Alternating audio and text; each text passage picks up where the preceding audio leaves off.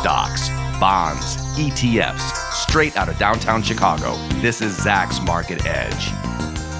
Welcome to Zacks Market Edge, the podcast about investing in your life. I'm your host, Tracy Reineck, and this week I'm going solo again to talk about whether or not you should be buying stocks after this big rally. I've actually been getting some questions about this from my own friends and family. Should you buy Nvidia here after this big run, or basically any of the stocks that have had the big runs? I was initially going to maybe only do the technology stocks for this podcast, but then I was looking around thinking, no, because what if you wanted to buy Deckers here and that stock is soaring, or maybe Eli Lilly and that's had a huge run, or maybe even a stock like Berkshire Hathaway that was hitting all-time highs once again and is up quite significantly here in 2024. Should you buy any stocks right now after this big rally, or should you just stay on the sidelines and maybe wait for a pullback?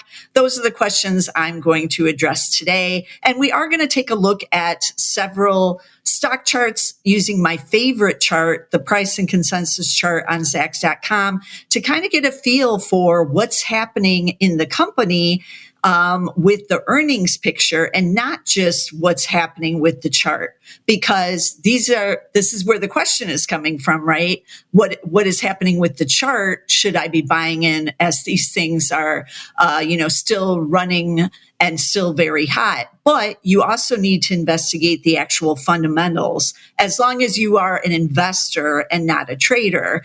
On the investing side, you really do need to look and see what is happening with earnings, maybe even what am I paying for those, or what does the growth trajectory look like? And maybe you might realize, I'm not paying all that much to get this stock here, even though it is up, say, 100% in the last year, or maybe more.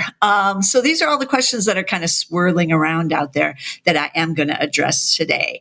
And I also wanted to thank everybody who is subscribing over on YouTube for all these podcasts, either on Zacks podcast page or on our other channel, Zacks Investment Research.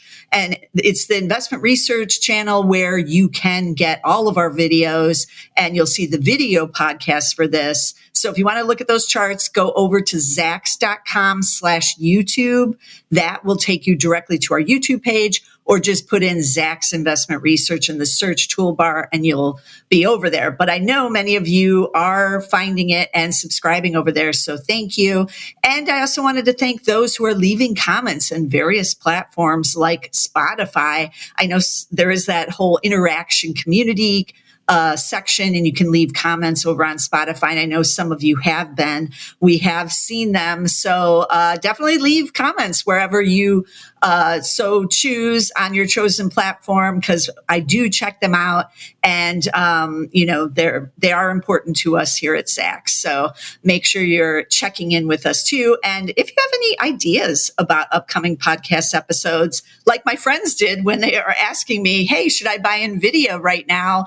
Then shoot me that question too on your favorite platform. And I'll be sure to include your episode, if it's not too far out, which I'm sure it won't be, on one of the future episodes of the podcast. Okay, so back to whether or not it's too late to buy into this rally. I know many of you are hesitating, myself included, when you look at some of these charts and you're just feeling like, I missed it. I missed the last 4 to 5 months, and the stocks just run away, and it's either too expensive or it's too risky here to buy after this big run. And so you're wondering, you're just sitting there on the sidelines. So let's start off with Nvidia, because that's the question I got asked by my friend. Should you buy Nvidia here after this big run? That's a hard question. That's intriguing, right? Because it is just up so big in the last year. And, can it keep going, or are you getting in just a little too late? So let's take a look at the Nvidia price to consensus chart on Zacks.com. So I'm switching over there for those of you who are listening, and I will describe what's going on with the price to consensus chart. So we pretty much know Nvidia's earnings are on the rise. They keep beating, they keep raising. They do have the big double-digit increase in sales that's expected this fiscal year, but even next fiscal year. And you can see on the price and consensus chart that I'm showing here, all of this is encapsulated there. You can see 2023, this darker blue line at the bottom, surging up as the AI orders came in last year. But look at 2024. This is the views of the beat and the raise, and then the realization by the analysts, because remember, price and consensus, these are the earnings estimates and the revisions to it. And so the analysts are now realizing, hey, this AI thing is for real. It's been going on several quarters now, and Nvidia says it's going to continue to be real. So you can see it jumping considerably. Now, I consider this to be one of the more difficult price and consensus charts to navigate, because something is going on when you see, like, look back here, 2021, 2022, 2023, the beginning of it, we're kind of just normal, slower growth, but going up. And then bam, last year, when the AI things started happening, you just saw it go sky high. So this is where the uncertainty is. The analysts realize there's something new to the story here, and there certainly is. And then it's going up, up, up. So as I said, this is a little bit harder to navigate about whether or not it's too late to buy in, because it's a new story, and new stories can also become, can be the end story. And so this is a little bit harder to know. But you can see 2024 and 2025 still on the rise, and 2025 just a little bit higher than 2024 for now. And so that's a positive thing. These earnings still are going in the right direction. Now, eventually, future years, you're going to see the top out, and maybe, you're going to start to see somewhat of a decline, as even we saw here in 2022 with the estimates that came down then. But we aren't there yet. So I still like Nvidia here because these fundamentals are just so strong. This earnings growth is there, and it is real. Same with the sales growth. It is there. It is real. And so I would be buying on this stock, even at this level. Because the earnings are rising, the valuation isn't even at like historic highs for Nvidia. It's actually a little bit cheaper than it has been historically on a PE basis. Yes, some of its other valuations are much, much higher, but on a PE, it's not that bad. And we still have the same story. And that's what I want to know as an investor. And so I do kind of like Nvidia here. That being said, it is still trading at its all-time high, and it seemingly hits it nearly every day. And as I've been telling people about several of these AI stocks, trees don't grow to the sky, right? They just don't. And stocks don't keep going up forever either, even the ones with the best storylines. So there's always pullbacks. There's always taking a break for every stock. And we even saw it last year. Look at Nvidia on this chart from about the mid-year, until the end of the year. It was kind of just moving in place there. And then it took off again. So keep that in mind. And there's nothing wrong with kind of waiting for a timeout with some of these super red hot stocks. So that's Nvidia, ticker NVDA. Now, what about some of the other hot stocks in this land of AI? We just had a hot stock in Dell Technologies, blast from the past, as I like to say. It's a number 2 right now on the rank. Nvidia is a rank number 1. And look at this chart. Okay, I haven't looked at this yet.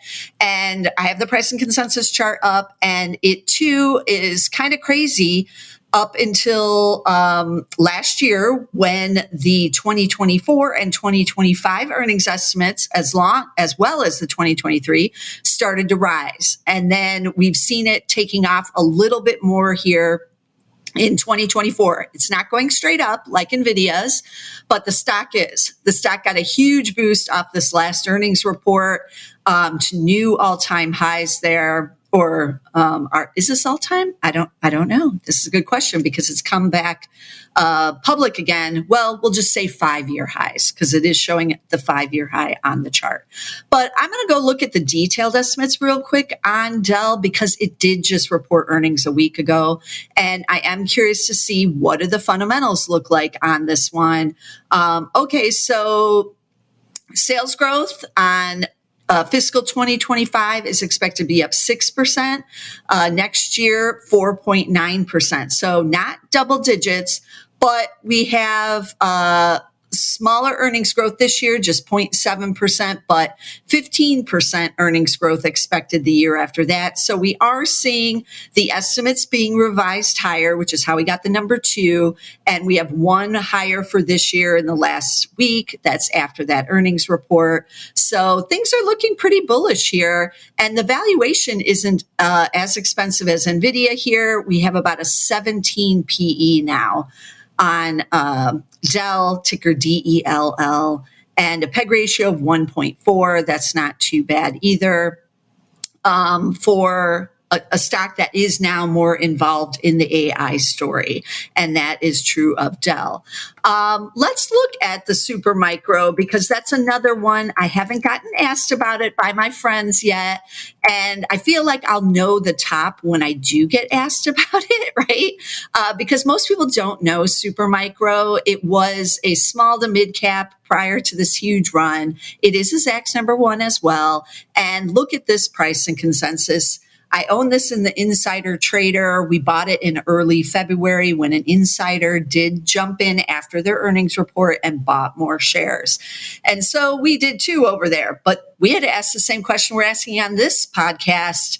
Is it too late to buy? Well, over there, because the insider decided to buy and they decided it wasn't too late, we followed him in on that trade, and we aren't owning for the long term over there. We are owning for the short term. I have already sold part of the position twice to lock in some profit because the stock still did continue to rise as it is still doing, even as I'm recording this in early March on March 5th.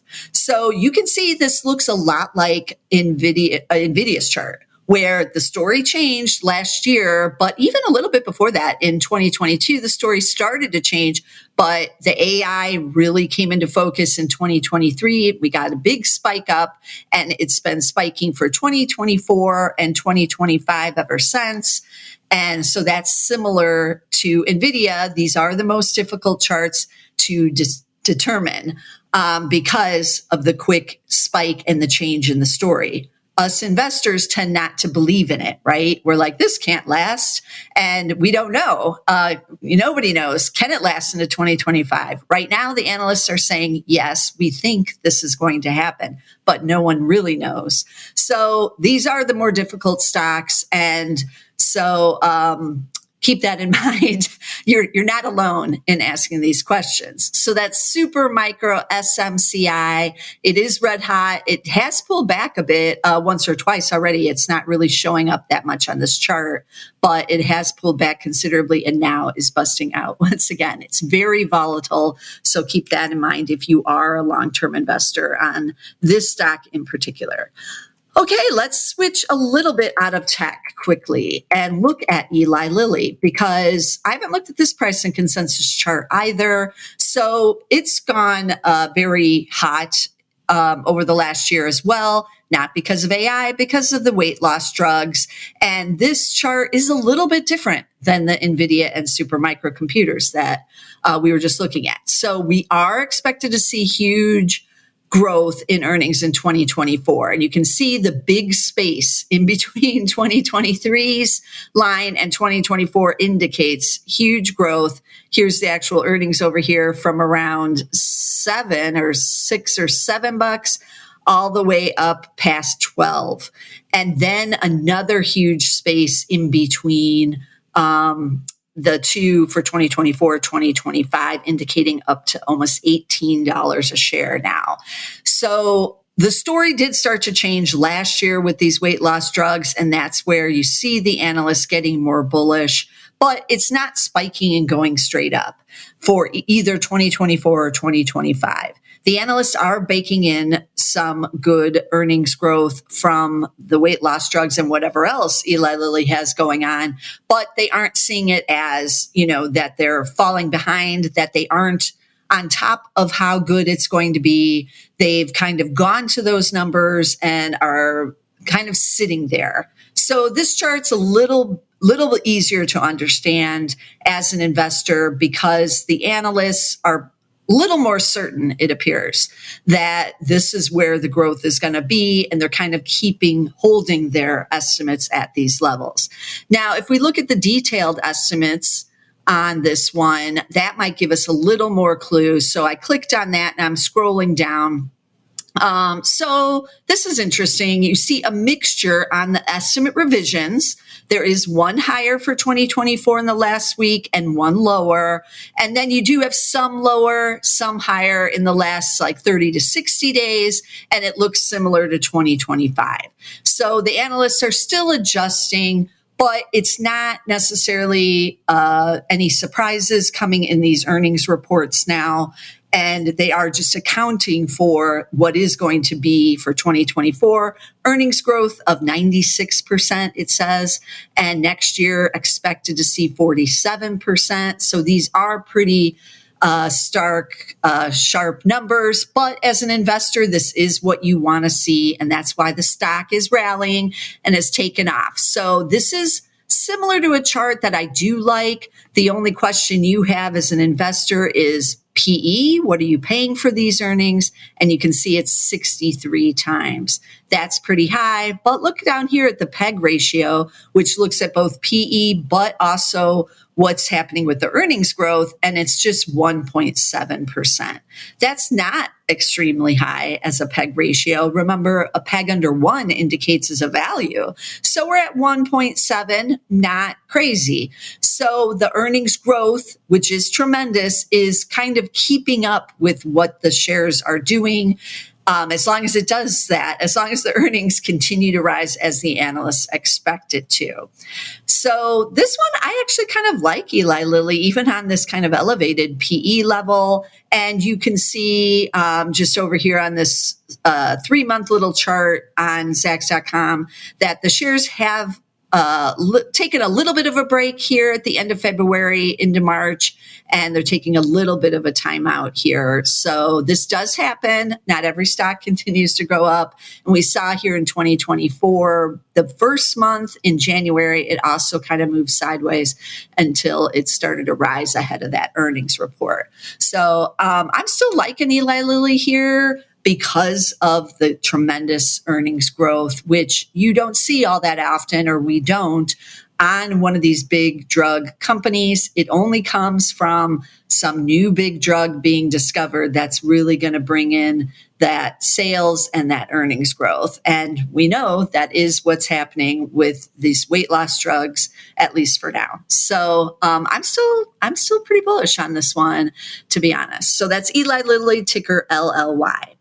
And then let's switch over to one of my favorite that I have talked about in the past, Deckers. Deckers Outdoor. I always want to think it's some outdoor company whenever I hear that name, right? I hear deck in there. I hear outdoors and I'm like, do they do like RVs or something like that? But no, they are the shoe company with UGG and Hoka's, two big brands, billion-dollar brands now. They've managed to grow Hoka, one of the hottest brands recently, into the billion-dollar range. And let's take a look at that price to consensus chart. And this is more of the type of chart on the price and consensus I like to see on a company because it's just so consistent. They haven't really had a change in their story, like Nvidia and the AI stocks, or even Eli Lilly with its weight loss drug that's new and pushing up earnings. Their change in story is they've managed to grow UGG, their flagship brand, very consistently over the years, double-digit growth many years, or even just solid single digits with a big brand like that. Then they added Hoka several years ago, and this chart does reflect the growth in Hoka now, which has been consistently growing quickly by the double digits every year, year over year, and is now kind of reaching that critical $1 billion level.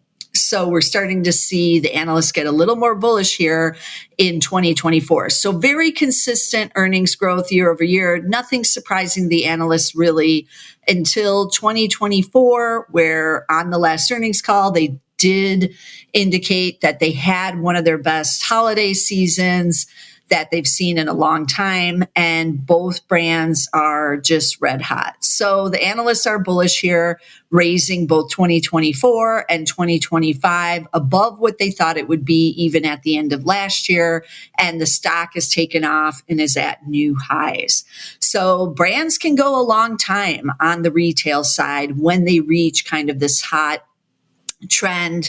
And Deckers was always a big brand with just UGG, but it's done a rare feat in getting a second brand now in the Hoka that is equally as hot as the first. And so that's really driving them here and going to in 2024, 2025. I kick myself for not buying it in 2022 when it did have the big sell-off because I followed this for years. And I mentioned this on a prior podcast. I lament not buying it back in 2022. I think it got down to around 20 or 21 times forward earnings. And this is when you had some problems with the inventory, with the supply chain issues. They had products stuck on boats. They had to fly it in for to stock it here, and that costs more. So they had a bit of a hiccup back there in 2022, but never again. And once that supply chain on the retail side was fixed, it has been off to the races. So, this is another one where fundamentals are there, and it's trading more expensively than it was in 2022 at 34 times. But if you're a growth investor and you're looking at this chart, it still looks great. And, it continues to hit new highs as well as like some of these others. But again, no stock continues to hit it for forever. There are always pullbacks and sell-offs, but this is one I'm liking a lot for the future. So we're seeing the same similar types of charts with the hitting of the new highs, but the earnings outlook is slightly different for all of these, as I mentioned. Another red hot on the consumer side, I guess it's retail. They don't really operate stores, but they do operate online. And then they have wholesale business in like Target and Ulta. It's Elf Beauty. I've been complaining about Elf Beauty for a while here. I've been complaining about it at numerous times, especially in 2023. It was hitting new highs every day in 2023. We did get a little bit of a sell-off, but now it's resumed and is at the all-time highs again. But look at this earnings chart. We have not quite Nvidia, so it's spiking up, but not quite as sharply. So the story definitely started to change even back here in 2022. And 2023 story, very nice elevated earnings. But now the analysts believe it can continue 2024 and 2025, at least for now. Beauty continues to be hot, and Elf has the affordable beauty lines and is seeing quite the growth here. Now, this is another one that's beating and raising every quarter and has been for the last year. So it's been difficult to say, when will that stop? But I keep tuning in every quarter, and so far it hasn't stopped. And so maybe it's not. Maybe it's not going to stop. But Elf Beauty running away, but it does have the not quite as consistent chart as Deckers had, but I'm liking that it's been months since the analysts have started raising these next couple of years, and they're sticking with it and getting even a little more aggressive here in 2024. So that's a positive thing. So I'm liking Elf Beauty here. It's not a cheap stock either. Let's look real quick what it's trading at. It's trading at, 68 times. And so that's not like Eli Lilly, right? But it is also growing very quickly. Fiscal 2024, 83% earnings growth. Fiscal 2025, 16%. So again, this is one, if you are a growth investor, the growth is expected to continue on. But how much are you willing to pay for these shares? Right now, people are willing to pay 68 times. But that's up to the type of long-term investor you are, whether or not you're growth or value, or maybe somewhere in between, right? But these shares are not cheap, and no one's saying that they are. I did want to look at one of the restaurant chains, maybe Chipotle. That's been breaking out, and I know a lot of people over the years have been waiting to get into Chipotle. So I'm on the detailed estimates page. I see the PE is at 51. It has never been cheap. I think even when they were having all those PR issues and the stock did crash down a bit, it was trading still at like 40 times. And it was never cheap enough for me as a value investor to get in there. And then it's taken off again once it got past all of that. And it's had outstanding pandemic, really. The app launched and it's been crushing it on the app. But let's take a look at the price and consensus before we look at anything else. And okay, this is similar to Decker's, but even better. So this would be one of my favorite price and consensus charts. Just looking at it, if I knew nothing else, the consistency is very difficult. So I would put this up there as one of the best price and consensus charts I've seen recently. It's just a tremendous track record of double-digit growth basically every year going back to 2021.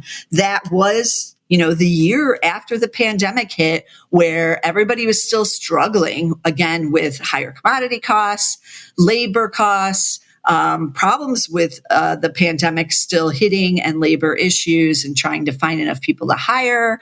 And yet they're managing to grow very consistently year after year. So there really are no surprises with Chipotle. They're not going to the analysts and saying, hey, by the way, this is bad now, or this is really good. It's just, this is what we're doing. We see this kind of growth in the future and we expect to do it. And they so far have been. So while this is hitting the new highs and is trading at 51 times, this is good management and this is great fundamentals. So you haven't really been wrong buying Chipotle all of these years, even when they had the PR problems. But again, it's just a matter of how much are you willing to pay for this kind of earnings growth and great management. And right now, people are willing to pay 51 times. So I'm liking it a lot here still. And I do consider it to be one of the kings of the restaurants. It's regained the title. For a while there, Domino's had taken it. But now Chipotle has it back. Another one I just wanted to kind of look at, because it has been a hot one, is Cava Group, ticker CAVA. And this is supposed to be, it just went public last year, but this is supposed to be the Chipotle of Mediterranean food. And I can count on my hand how many other companies are supposed to be the next Chipotle, right? Where they've taken kind of that, you take the type of food and you go through the line like Chipotle has, and you make it like the, buffet style kind of where you go through the line like that. And Cava is trying to get there. Now, look at this chart. They are a recent IPO, so there isn't a long analyst history of Cava. But this is, the analysts seeing at least the recent earnings report, but plus the one before that, and then having a little bit to go on about what the company may do in the future, but they're not sure. So this chart looks a lot more like Nvidia's or Supermicro. Change in the story, but there really isn't a change in the story. This is just a new IPO, a new company that's public. And so the analysts are adjusting to how the management, gives out data and information. How are they managing here in 2024? And what is going on with the story of the quick restaurant openings? because they are expanding quickly every year with, they're opening up many restaurants. They are on the smaller side. So they do have big expansion opportunities. They just recently announced that they were going to open here in Chicago. They don't have any restaurants here. They're going to open up one in Wicker Park in like April or May. So I'll be going out there to try it out because everybody's talking about this stock. But you can see it is trading at the new highs past the IPO price now after this recent earnings report.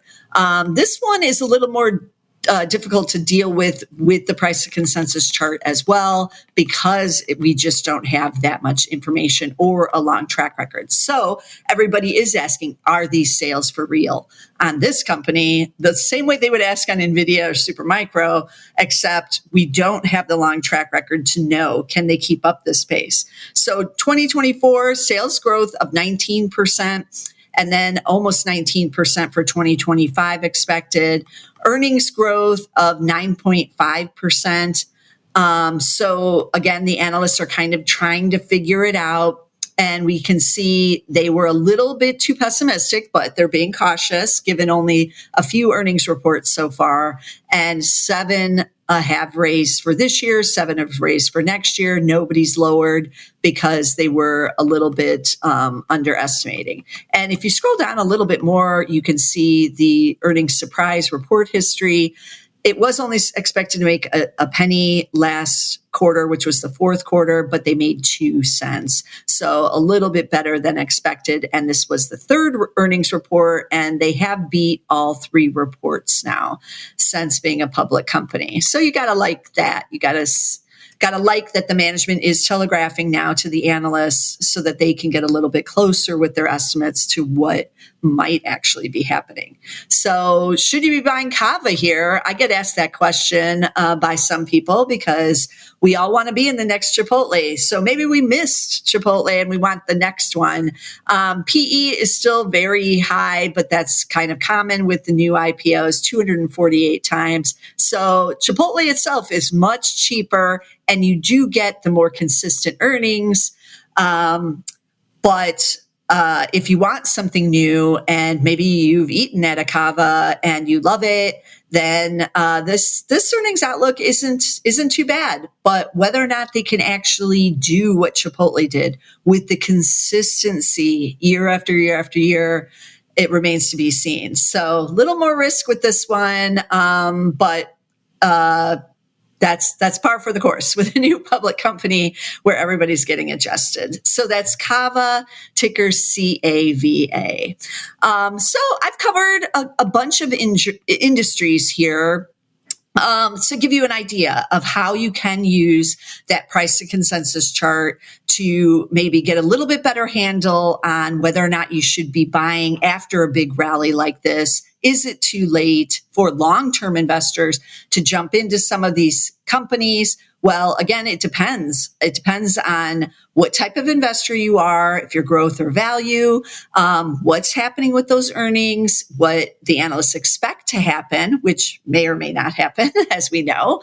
But I like to look to at least get an idea of the expectations and what may be coming down the pike, because that might make me feel better about buying even on the highs, because fundamentals can be good with a lot of companies that are trading on the highs. There's a reason they're up there, right? None of these companies that I just covered appear to be like a Teladoc or maybe like a Zoom video, where they, or maybe even like a Wayfair, where they have like negative earnings and then some event happened, they go into the positive, but you don't know if that's going to stick around. Or maybe they've never gone into positive earnings for numerous years. And so that's a little more problematic, at least for me, when I'm buying for the longer term, because I do like to buy companies that have earnings and are growing them consistently. So you can use the price to consensus chart and some of the other Zacks data on the detailed estimates page, or the estimates pages on your favorite other website like Yahoo Finance. They have some over there too. It'll be slightly different than what Zacks is, but pretty much can see the trends. So keep that in mind when you're asking yourself, is it too late to buy Nvidia?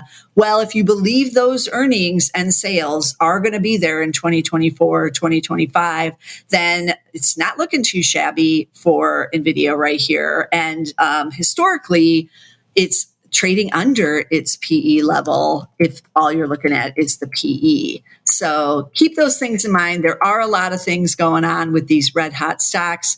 And I just looked, and Nvidia is trading at 36 times. So that's not even as expensive as Chipotle here or Elf or some of the others we just covered today. So yes, this is difficult questions to ask.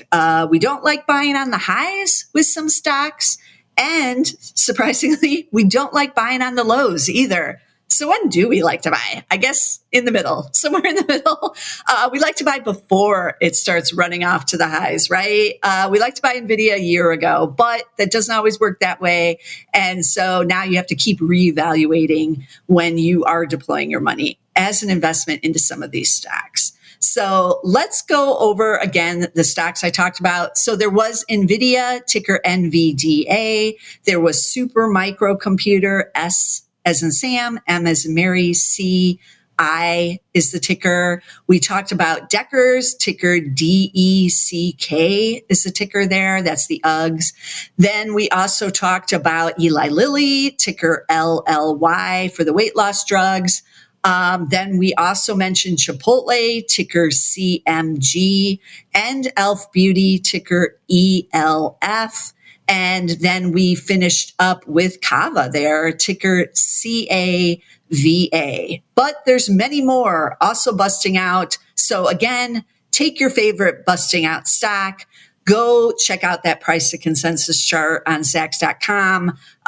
It might help you decide what to do. And as always, as I mentioned earlier in the episode, be sure to subscribe somewhere. I know you are. I know you're on our YouTube channels, but also get us on Apple. We are on Spotify. We are on Amazon Music. We're also on SoundCloud. If you're still using SoundCloud, put in Zacks Market Edge over there, and you will find all of our SoundCloud episodes. But be sure to get us somewhere, and I'll see you again next week with some more stocks.